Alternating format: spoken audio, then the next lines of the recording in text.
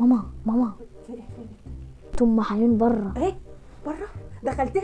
لا ماما مش موجوده. روح قول ماما مش موجوده. يا ماما دخلت. حبيبتي يا مرتاح، انا لما لقيتكم اتاخرتوا قلت اما اخش وخلاص. حبيبتي يا ام حنين، ده انت تنوري في اي وقت يا حبيبتي، ده انت تخشي تقعدي واحنا نطلع بره. تعالي يا ام حنين تعالي.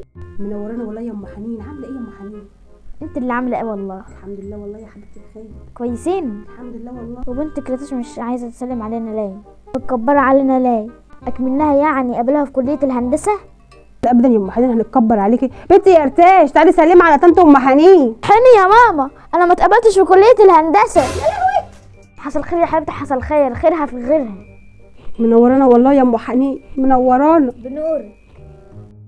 عارفه يا ام مرتاح، عارفه النجفه دي؟ مالها يا ام حنين؟ عارفه لو تيجي تشتريها دلوقتي هتبقى بالشيء وشويات. اه والله عندك حق يا ام حنين. عارفه النجفه دي من ايام فرح اقسم بالله، وعزيزه عليا قوي. يا لهوي. بنتي يا ارتاج تعالي شوفي النجفه دي اتطفت ليه. منوره يا ام حنين، منوره. بنورك يا بنتي.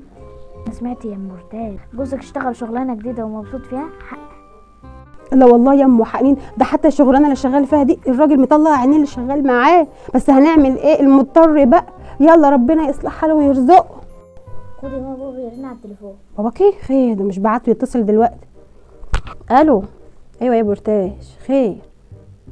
ايه اترفدت؟ منوره يا ام حنين، منوره يا بنت قلت بنوري. اه.